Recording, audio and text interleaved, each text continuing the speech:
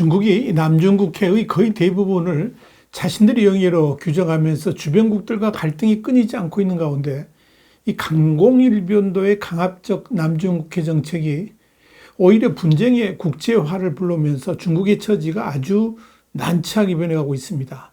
스스로 파놓은 함정에 깊이 빠져들면서 곤혹스러운 처지가 된 것입니다.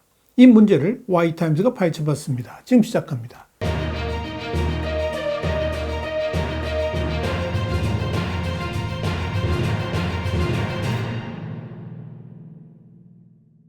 사우스차이나 모닝포스트는 2일 남중국해에서 중국과 필리핀 선박 간의 충돌로 인해서 지역적, 나아가 전 세계의 관심이 집중되면서 중국이 선호하는 양자 간 해양 분쟁 해결 방식에 대한 도전이 제기되고 있다 그랬습니다. 그러면서 이 중국의 무리한 해양 영유권 주장은 국제적인 비난을 불러일으키면서 중국이 선호하는 양자 간 해결 방식이 위험에 처하게 되었다, 이렇게 보도를 한 겁니다. 사우스차이나 모닝포스트는 이어서 중국은 남중국해 분쟁의 국제화에 대해서 깊이 우려하고 있으며 자원이 풍부한 해역에 대한 광범위한 영유권을 주장하는 중국의 강경한 접근 방식이 우려와 비판, 심지어 분노를 불러일으키고 있다 그러면서 필리핀과의 대표적 영유권 분쟁 지역인 이 남중국해 세컨 토마스 암초 대치 사태가 그 대표적인 사례다, 이렇게 밝혔습니다. 이와 관련해서 익명을 요구한 중국 사회과학원의 한 선임연구원은 이 남중국해 문제는 오랫동안 국제화되어 왔고 이는 중국이 결코 보고 싶어하지 않는 사안이라 그렇게 말하면서 이제는 어쩔 수 없이 중국이 감당해야 될 새로운 현실이 되었다라고 말했습니다. 사실 그동안 중국의 남중국해 정책은 이 필리핀 등과의 개별적 국가들과 영유권 문제로 치부하면서 각계격파로 강압적 정책을 포함해서 협박과 엄포 등을 통해서 분쟁의 노출을 최대한 억압해 왔습니다. 그러나 필리핀의 마르코스 정권이 들어서면서 중국의 그런 방식의 이의를 제기하고 또 필리핀이 반드시 영해를 사수하겠다 그러면서 강력하게 반발하자 이 남중국해 문제가 결국 국제적 문제로 비화가 되었고, 그러면서 이제 중국의 입장이 난처하게 되었다는 겁니다. 페르난드 마르코스 필리핀 대통령은 중국의 우호적이었던 전임 로드리고 두테르테 전 대통령과는 다르게 중국의 해양 공세에 대응하기 위해서 정책의 패러다임 전환을 추구했습니다. 그러면서 이 중국의 거듭된 경우에도 불구하고 미국과 필리핀의 국방 동맹을 강화하면서 공해상 대치가 격화되고 있습니다. 또 마르코스 대통령은 중국과의 남중국해 갈등을 해결하기 위해서 미국 등 동맹국의 힘을 빌리는 힘의 외교를 적극 활용하려고 하고 있습니다. 그리고 동시에 일본, 호주, 인도, 유럽 연합을 포함해서 안보 파트너십 네트워크를 확대하면서 중국의 입장은 더욱 곤혹스러운 처지로 빠져들고 있는 겁니다.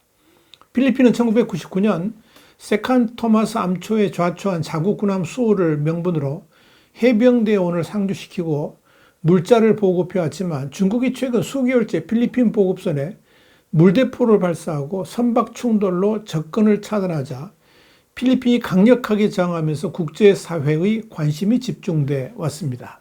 필리핀이 이렇게 강력하게 대응을 하면서 남중국해 문제는 단지 아세안 일부 국가의 문제가 아니라 세계적인 핫 이슈로 등극을 했습니다. 그러면서 중국이 가장 우려하는 일이 벌어진 겁니다. 그동안에 미국의 인도태평양 전략에 대해서 단지 중국의 패권 전략에 대응하는 군사적 전략 정도로 여겨져 왔지만 이제는 전 세계의 중요한 물류 루트인 남중국해를 지키기 위한 정책으로 인지되면서 이런 남중국해의 보호와 순찰을 위해서 이제 유럽 국가들까지도 군함을 파견하고 감시 병력을 보내고 있는 겁니다. 중국으로서는 생각하기도 싫은 최악의 시나리오가 펼쳐지고 있는 겁니다.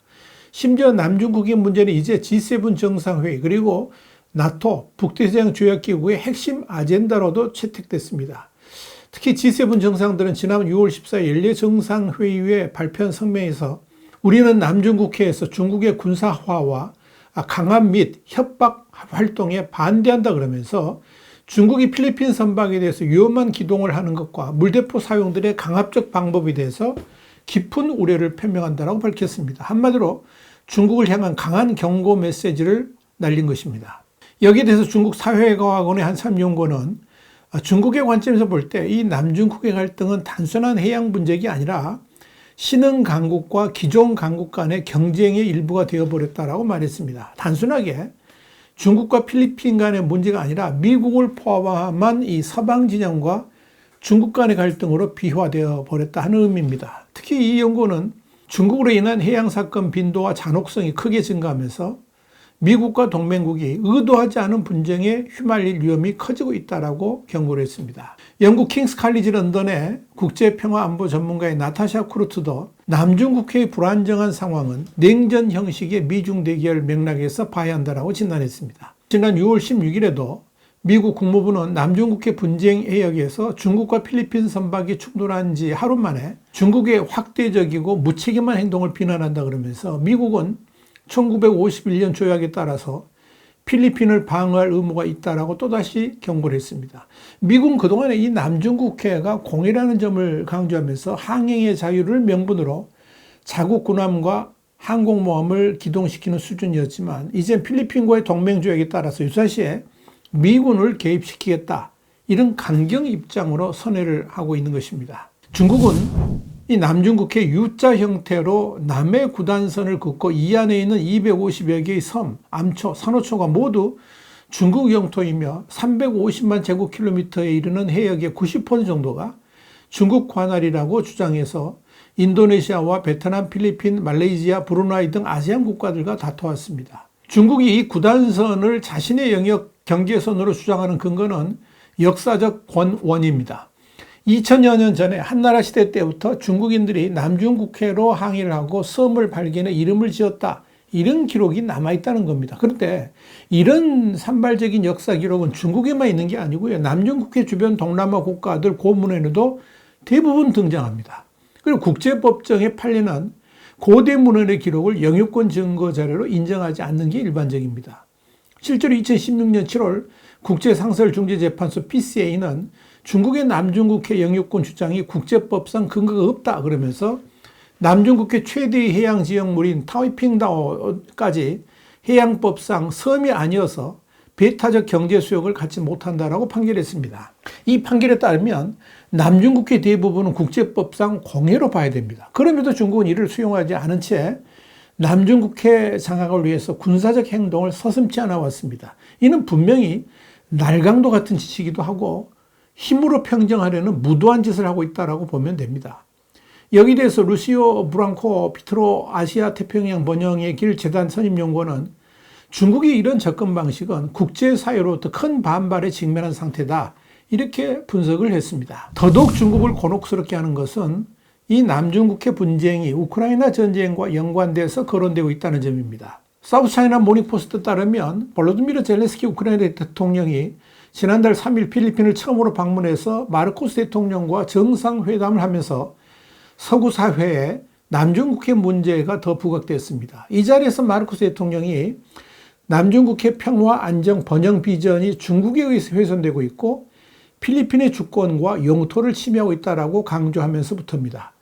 이와 관련해서 젤렌스키 대통령은 러시아가 우크라이나 전쟁에서 우리를 완전히 점령한다면 다른 대륙에서도 이 전쟁을 보게 될 것이라 그러면서 우리의 전쟁과 유사한 성격의 또 다른 전쟁이 여러분의 지역에서도 일어날 수 있는데 이는 큰 비극이다, 이렇게 말을 했습니다.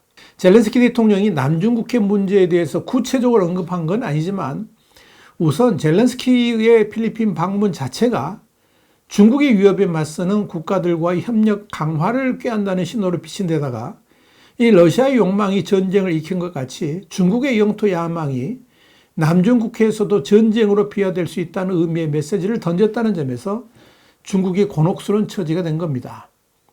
이를 두고 중국 국무원 고문인 스이농 인민대 국제관계학과 교수는 중국 정부가 그동안에 젤렌스키 대통령을 공식적으로 비판한 적은 없지만 이번에 필리핀을 방문한 데 대해서는 매우 화가 났을 것이다, 이렇게 짚었습니다. 이와 관련해서 옌스 스톨텐베르크 나토 사무총장은 지난 4월에 오늘 우크라이나에서 일어난 일이 내일 남중국해에서 일어날 수 있다고 경고하면서 중국에 맞서기 위해서 유럽과 아시아의 안보 조치가 상호 연계돼야 된다, 이렇게 강조한 바 있습니다. 기시다 후미오 일본 총리도 필리핀과 이 지역이 다른 비슷한 생각을 가진 국가에 군사 지원을 제공할 때 오늘은 우크라이나, 내일은 대만에 대해서 반복적으로 이야기해왔고 중국 관영 언론은 이를 위험한 이야기라고 비난한 바 있습니다. 이런 가운데 사우스차이나 모닝포스트는 중국 내에서는 남중국해 문제로 중국이 의도치 않은 위협에 빠질 수 있다는 지적이 나오고 있고, 이 때문에 위기 관리의 필요성과 함께 중국과 분쟁 당사국 간의